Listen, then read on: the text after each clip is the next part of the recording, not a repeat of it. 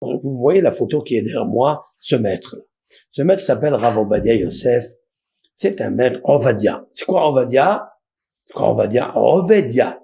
Ovadia. Serviteur de Yah, de Dieu. Yosef, son nom de famille s'appelle Yosef. Okay, comme Yosef al-Sadiq, mais à l'époque, à Bagdad, parce que il est natif de Bagdad, il s'appelle Yosef. Voilà. Et c'est un rave qui s'est acharné à chérir la Torah, puisqu'il a étudié nuit et jour, en dormant peut-être 3 heures, 4 heures par jour. Mais tout le reste de sa vie, il l'a consacré en sacrifice pour le Créateur. Voilà. Il nous a écrit des livres spacieux, des livres merveilleux, des livres extraordinaires. Ces livres-là, ils nous ont fait beaucoup, beaucoup de bien à tous, puisque moi aussi, j'étudie ces livres. Ces livres, ils sont vraiment, vraiment majestueux. D'accord? Majestueux. C'est la raison pour laquelle, majestueux, je vous dis. Majestueux.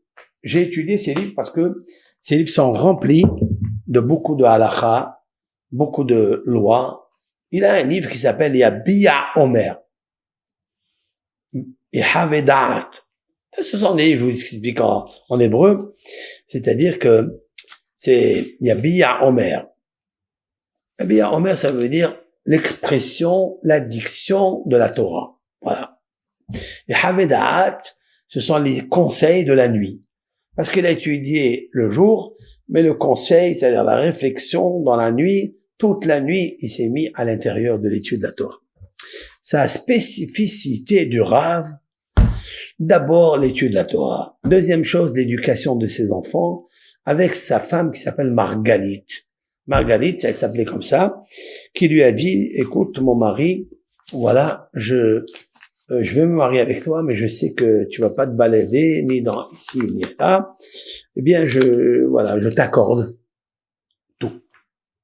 Étudie la Torah, deviens un monument en Torah, et fais-nous des enfants qui étudient la Torah. Voilà. La Torah, la Torah, la Torah, la Torah. Il n'y a pas mieux que la Torah. Et le Rav, il s'est attelé à étudier, alors qu'il était très pauvre, parce qu'il allait très jeune à l'étude de la Torah. Les savates qu'il avait, c'était des savates trouées. D'accord? Il avait des savates trouées. Il était tellement pauvre que son père, il lui a dit, viens travailler avec moi, comme ça, tu veux gagner un peu d'argent. Il lui a dit, Abba, papa, je vais étudier. C'est celui qui va me rendre riche, c'est la Torah. Riche en études, hein. Riche en études. Et il s'est consacré toute sa vie à la Torah, mais sa mémoire était une mémoire d'éléphant. Il y a des gens qui étudient la Torah, c'est vrai. Mais il y a des gens qui ont une mémoire exceptionnelle. D'accord? Une mémoire d'éléphant, comme on dit. Donc ce Rav-là, qu'est-ce qu'il voulait en fait? Qu'est-ce qu'il voulait par l'étude de la Torah? Il voulait amener le Mashiach. Voilà. C'est vrai qu'il a jamais parlé. Mais on sait très bien que celui qui veut être sauvé de Gog ou Magog, il faut étudier la Torah, il faut se préoccuper de la Torah et aussi faire du bien autour de soi. J'avais dit sur lui, et je vais m'arrêter là parce que c'est pas l'objet du cours, mais comme ce soir c'est l'Aïloula, eh oui, comme ce soir c'est l'Aïloula, je suis très reconnaissant à ce Rav-là. Voilà. Si j'ai un petit peu de connaissances, j'ai pas beaucoup de connaissances en vérité. Si j'ai un tout petit peu, c'est beaucoup, beaucoup grâce à lui. Grâce à ce Rav-là. Parce que, d'abord, ses écrits, quand j'étais très, très jeune, écoutez ça. Je suis obligé de parler un petit peu 5, 10 minutes de lui pour rendre connaissance, et reconnaissance à ce Rav, pour la connaissance qu'il m'a appris. Et, lorsque j'avais 18 ans, donc ici, dans la ville de Marseille, moi je suis arrivé en 70 à Marseille, j'avais 14 ans. Je suis arrivé de Rabat, Maroc, Rabat, Maroc, j'habitais la rue de Marseille. C'est incroyable. Ça aussi, c'est Pélé, c'est miracle. Et lorsque une personne est venue nous chercher pour nous amener à l'école ici à Marseille, dans notre école, moi je lui ai dit, est-ce qu'il y a un terrain de football? Parce que moi j'aimais le football, baby-foot, je jouais quand j'étais très jeune, Voilà, je gagnais tous les parties de baby-foot. Et football, je jouais à 11 ans. Alors il m'a dit, le monsieur m'a dit, oui, mais sûr qu'on a un terrain magnifique, mais il m'a menti. Il m'a dit, oui, mais c'est magnifique. Donc, je suis parti à Marseille. Je suis arrivé, 14 ans, j'étais jeune, après ma bar mitzvah. Je rentre ici, hein, et voilà. Et j'ai commencé à étudier un petit peu, voilà, un petit peu des livres. Je savais pas lire, je savais un tout petit peu. Donc, je lui dis, où est le ballon? Donnez-moi le ballon, donnez-moi le terrain. C'est ça que ma folie était là. Et puis, mon beau-père, en fait, mon Rav, qui est devenu mon beau-père après, le Rav Rumi, et son épouse, que le Hachem lui envoie une guérison complète, Azad Hachem, Simha Bad Rahel, et elle me dit, mais non, mais toi, tu es pas fait pour le football, qu'est-ce que c'est? Il faut que tu rentres à l'étude de la Torah, tu es capable, tu verras. Et elle m'a poussé. Alors que moi, j'avais 15 ans, 16 ans. Elle me dit, non, mais t'es fait pour le football, mais tu vas rentrer à l'étude. Et elle m'a poussé à rentrer dans l'étude. Et puis, j'ai arrêté les mathématiques, j'ai arrêté le français, j'ai tout arrêté. Je n'ai pas eu mon BEPC. J'ai pas eu le BEPC, voilà. Donc, elle m'a dit, mais ne t'inquiète pas, dans la Torah, tu vas tout trouver. J'ai une belle-mère très puissante. Elle s'appelle d'ailleurs Mercedes. Une Mercedes. BMW. Et puis, je suis rentré à l'intérieur de l'étude. Je commençais à éplucher, à décortiquer. Et lorsque j'avais 18 ans, le Rav Obadia Yosef est venu à Marseille. C'est magnifique. Il est venu à Marseille parce que il y avait le consistoire de l'époque qu'il avait amené. Et il y avait Rabbi Shimon Bitton, Rav de Dayan de Marseille, qui est un rabbin de Londres, de mémoire bénie. Et il y avait le Rav Sitruk, grand rabbin Sitruk, Yosef Sitruk, qui venait à peine d'être officiellement grand rabbin de Marseille. Et donc nous étions dans la rue Montgrand, l'impasse Dragon, à la rue Montgrand. Là-bas il y a le Dej, je crois que c'est ça, hein? Oui. Et puis, moi, j'avais 18 ans, il y avait une salle, des combles pleines, il y avait Rabbi Moun, de mémoire bénie, Rav Rumi, tous des rabbins. Et moi, quand j'ai vu le Rav, il a parlé de tous les sujets, de tout, avec une excellente connaissance de partout. Mais j'ai essayé de comprendre. Je l'ai enregistré entièrement. J'ai enregistré son cours. Et son cours, je l'ai gardé. Et lorsque le Rav est reparti, je suis resté comme ça, en train de réfléchir. J'ai envie de devenir comme lui. C'est lui qui m'intéresse, c'est le profil qui m'intéresse. Et alors, quelqu'un m'a dit, mais qu'est-ce que tu parles? Tu es en train de rêver, toi. Lui, tu vas être comme lui, mais tu sais pas, c'est que c'est un génie. Je dis, alors, moi, je veux devenir comme lui. Bon, j'ai essayé de l'imiter. Quand je l'ai imité à Purim, le jour de Purim, on s'habille, chacun il se déguise, vous savez, et on fait la singerie, c'est pour ça que le signe, c'est le rire. Dans le Sefer Yetzira, c'est le rire, c'est le foie. C'est la rate. La rate, ça le fait rire. Vous savez, la rate, elle fait rire lorsque le foie, il s'énerve. Le foie s'énerve et la rate, elle le refroidit. On lui dit, arrête de t'énerver. Vous le savez ça, c'est dans le Talmud. On dit comme ça, kavet kohes, ve tehol sohek. J'explique. Le foie se met en colère parce qu'il a la bile à côté, elle est amère. Quand quelqu'un il est amer, il se met en colère. Mais tandis que la bile elle est à côté, elle a le cœur il est bon, il est amour, donc il rit. Voilà, si vous voulez rire, il faut penser juste au tehol. Tehol en hébreu, c'est justement la rate. Ne ratez jamais ça. Et la rate, elle au-dessus d'elle, ici, le cœur. Le cœur, en fait, c'est ici, mais il alimente le rire. Waouh! Il alimente, tandis que là, il y a le foie et à côté, avec le pancréas. Le pancréas, il est bien avec la bile amère. D'accord? L'acide biliaire. Maintenant, alors je voulais, qu'est-ce que j'ai fait à Purim?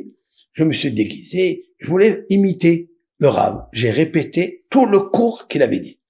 J'ai fait comme ça, comme lui, essayé de faire comme lui, parler comme lui, essayer vraiment de l'imiter. J'ai réussi. Mon beau-père, il m'a dit, mais bon, c'est un don que tu as et tout. C'est magnifique, il faut que tu deviennes. J'ai répété par cœur, voilà, par cœur. Mais qu'est-ce que ça m'a servi, ça? C'est que j'ai enregistré bien le cours. parce que je l'ai répété plusieurs fois. Et lorsqu'il est venu à Marseille pour la 3e fois, parce qu'il est venu une première fois, j'avais 18 ans. Il est revenu quand j'avais 24 ans. Il est revenu après, j'avais à peu près peut-être 45 ans. Voilà, la 3e fois. Cette fois-ci, quand il est venu, c'est nous qu'on l'a reçu, et je me suis assis à table à côté de lui. Il y avait des gens autour de nous, je lui ai dit quelque chose. Il a coupé une figue, on parle d'Athéna, il coupe une figue à côté de moi et il me dit, tiens, la moitié. Je prends la figue et là, je deviens fou. C'est la main du Rav, la main de ce grand Rav qui habite en Israël, qui est connu de partout, qui personne ne rentre, personne ne peut. Et moi, un petit jeune comme ça, je reçois la bracha, il me donne la moitié de sa figue. J'ai dit, waouh.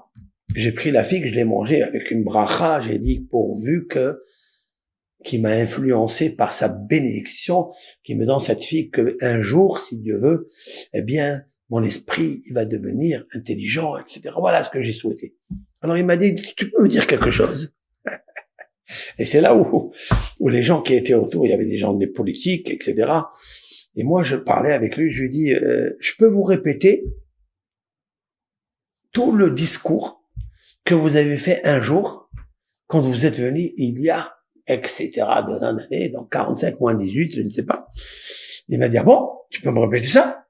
Je lui ai répété tout. Et là, je lui ai fait un plaisir. Je lui ai fait une satisfaction incomparable. Vraiment, il a senti Gan Eden. Il m'a dit, comment tu t'appelles?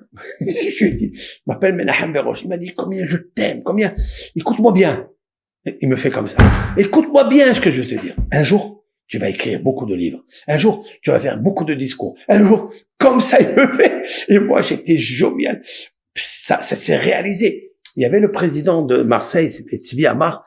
Il appelle, il dit, Tzvi, tu as vu ce jeune-là? Il a une mémoire d'éléphant. Il a répété tout ce que j'ai dit il y a, et il était content, il était, je lui ai dit, non, mais j'ai répété parce que je l'ai répété plusieurs fois. J'ai fait même une scène de déguisement à Purim. Il m'a dit, mais qu'est-ce que c'est magnifique.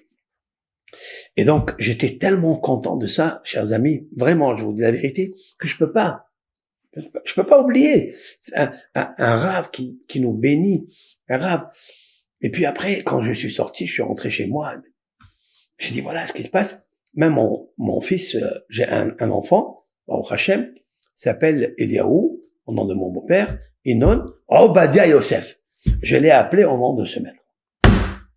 Et lorsque j'ai calculé Inon Obadia Yosef, la valeur numérique, c'est Venoach Matzahen Be'ene Adonai, la paracha de Noach. C'est pas beau, ça? C'est pas extraordinaire? C'est marqué, et Noach a trouvé grâce aux yeux de Dieu. C'est la même valeur numérique, Eliaou Inon Obadia Yosef. Voilà, chers amis, c'est magnifique. J'ai même pas pensé, j'ai pas calculé avant. Mais comme ça, je lui ai donné parce qu'il y a beaucoup d'anecdotes qui sont arrivées. Mais c'est magnifique, c'est majestueux. Ça veut dire quoi, en fait? Qu'est-ce que je vous raconte, là? Ce que je vous raconte, c'est que quand j'ai aspiré à ça, quand j'ai eu la pensée d'un jour de le connaître, de l'aimer, d'être à côté de lui, ben je l'ai eu. Il y a des gens qui rêvent d'être à côté d'un roi, d'un ministre, d'un chanteur, d'un artiste, d'un peintre. C'est vrai ou pas? Ouais, c'est magnifique. Il y a des gens que quand ils se réveillent, les parents, ils leur ont mis à côté d'eux la photo de Messi, le footballeur. Quand ils se réveillent, son père lui dit, je veux que tu sois comme ça. Messi. C'est vrai que c'est un grand footballeur, c'est un génie. Hein? C'est un grand génie. Pourquoi je vous parle de ça? Parce que j'aime ça. J'aime le football. Mon pied gauche du football, il a cassé des fois des bois, comment on appelle ça, les bois, en fait. C'est des buts. C'est incroyable. J'ai donné des tirs très forts. Et c'est pourquoi? Parce que j'aimais ça. Et je voulais devenir un footballeur. Toujours, je voulais devenir un footballeur. OK? Mais j'aime le football. Mais je le vois plus. Je le vois plus parce que j'ai autre chose. J'ai les Totafoot. Totafoot, c'est les téphilines. Ça s'appelle Totafot. Totafoot. D'accord? C'est le Totafoot. c'est les tefilines. C'est magnifique, ça. J'ai changé. Mais ça veut pas dire que j'aime pas. Ça veut pas dire qu'il faut pas aimer. C'est une passion, c'est une belle, un bon moment, un kiff. D'accord? J'aime quand il y a un beau but, comme ça, à la lucarne. C'est magnifique. Sauf que le football et l'homme, la vie de l'homme, c'est quoi? C'est qu'en fait, l'homme, il veut marquer des buts dans les cages. Mais le but, c'est de sortir des cages, du mauvais penchant. Ça, c'est vrai. Nous sommes tous dans des cages et on est emprisonnés. Et le but, c'est pas de le rentrer dans la cage, c'est de le sortir de la cage, de la prison. C'est vrai. Maintenant, je vous raconte quelque chose. C'est quand j'ai écrit mes livres, parce qu'il m'a béni. Je vous raconte. Il m'a béni par cette figue. La figue, c'est pur, c'est beaucoup dedans. Il y a beaucoup de choses merveilleuses. Il m'a béni. Quand j'ai écrit, j'avais écrit 3 livres. Et en hébreu, j'ai mis dans un sac. Et je suis parti un matin là-bas, à Arnof. J'ai pris le taxi, j'ai pris l'avion. J'ai dit, je vais aller recevoir une bracha du Rav. Et après la prière, il était très fatigué. Et Tzvi Hakak, c'est un des chamachim, c'est son secrétaire officiel. Je lui ai dit, Tzvi Hakak, tu peux me faire entrer? Il me dit, mais Badaï, bien sûr, et tout le kavod que tu nous as fait à Marseille, et tout. Il dit, rentre. Le Rav, il me reçoit, il me fait comme ça. Il me frappe 3 fois. Comme ça. Il était là, à droite, je me suis assis comme ça, à droite. Et il me fait, Ken. Il me frappe comme ça. Il me frappe 3 fois. Waouh. Il y a 3 livres dans le sac. 3 livres. Je lui ai dit, voilà, je sais que le Rav, il est très fatigué. Il peut pas m'écrire une bénédiction par sa main. Il est très fatigué, vraiment. Mais je voudrais que le Rav, maintenant, il me bénisse comme ça. Bon, il y avait ses secrétaires, il y avait des gens autour de lui. Et il m'a béni, il m'a dit, tu vas réussir, tu vas écrire des livres, tu vas diffuser tes livres, tu vas faire des cours. C'est incroyable. C'est incroyable. Vraiment, c'est beau. Pourquoi je me suis permis d'y aller le voir? Parce qu'un jour, nous avons voyagé pour un colloque et nous étions invités chez lui à la maison Shabbat. Et moi, c'est incroyable. Par des amis, etc. De Tzvi Amar, Inoun Amar, qui sont des amis comme des frères pour moi. Et on est parti là-bas, et il les aimait beaucoup, hein. À famille Amar, Tzvi, Inoun et d'autres. Et il m'a fait asseoir là, à droite de lui, à côté de son petit-fils, ici, le petit bébé. Et il prend le biberon, il le met dans la bouche, et il lui dit, mange bien, bois le lait, bois beaucoup de lait, comme ça, tu es fort, tu as une bonne santé, et tu étudies la Torah, de Hachem, tu étudies la Torah, et tu fais du bien avec tout le monde, avec les créatures de Dieu. Waouh. Moi, j'écoute, il lui dit, il donne le biberon, il lui parle de Torah, Tziva, Lanu Moshe. Tout son corps, son âme, il est de la Torah. Tout. Et moi, rien que je vois, c'est le délice. Et je me rappelle de la figue. Je fais une fugue dans ma tête. Et c'est, waouh. Et tout ce qu'il disait, il mangeait, il me donnait une partie. Comme ça. Vous imaginez, c'est quoi ça? Quel bracha. Je vais pas parler de lui.